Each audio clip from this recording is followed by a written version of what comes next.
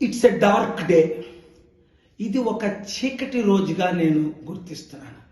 JD Lakshminarayana retired IPS officer, నాకెంత క్లోజో మీ అందరికీ తెలుసు. అనేక సార్లు వచ్చారు వైజాగ్ ఆఫీస్కి, హైదరాబాద్ ఆఫీస్కి, ప్రెస్ మీటింగ్లకి, సమిట్స్కి, అన్నిటికీ. ఆయన ఎక్కడుంటారో నాకు తెలియదు. అలాంటిది ఈరోజు జై భారత్ అనే పార్టీ పెట్టారు. ఆయన ఆర్ఎస్ఎస్ అని అందరికీ తెలుసు, బజరంగ దళ విశ్వ హిందూ పరిషత్ సపోర్టర్ అని. కానీ ఒక పార్టీ పెడతారు అని ఎవరు ఊహించలేదు. ఎందుకంటే అనేక సార్లు ప్రజాశాంతి పార్టీలో చేరుతానని, అంతేకాకుండా పాలుగారు మీకు నేను విశాఖపట్నంలో ఎంపీగా మద్దతు ఇస్తాను, మీరు వస్తేనే గద్దరన్న చెప్పినట్లు అభివృద్ధి జరుగుతుంది, అప్పులు తీరుతాయి, స్టీల్ ప్లాంట్ బాగుపడుతుంది అన్న మాటలన్నీ మీరు విన్నారు అన్ని ఛానల్లో.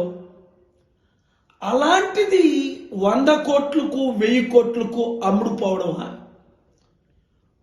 ఒక పార్టీని ఓడించడానికి ఇక్కడ ముఖ్యమంత్రి, అక్కడ మాజీ ముఖ్యమంత్రి ఆయన వాడుకోవడమా? నన్నైతే 1 మంత్ బ్యాక్ 1000 కోట్లు అడిగారు టీంతో వచ్చి, మా టీం ఉంటుండే. లేదండి పార్టీ తరఫున మీకు 100 కోట్లు ఖర్చు పెడతానని అన్నా. కానీ ఇంత దిగజారిపోవడం ఓట్లు చేల్చడానికి? కాపులారా, ముఖ్యంగా బీసీలారా, ఆయన బీసీ కాడు, పవన్ కళ్యాణ్ బీసీ కాడు. మన బీసీలను ముఖ్యమంత్రి కాకుండా చేయడానికి ఈ 2 కుల కుటుంబ పార్టీ నాయకులు ఇలాంటి వాళ్ళని వాడుకుంటున్నాం. చాలా విచారం వేస్తుంది, బాధతో చెప్తున్నాను. అనేక మంది ఐఏఎస్ ఐపీఎస్లు ప్రజాశాంతి పార్టీలో చేరారు, మీకు తెలుసు. ఒక ఇమేజ్ ఉన్న వ్యక్తులు అనుకున్నానే తప్ప ఈయన మాట ఎవడంటారు లేండి.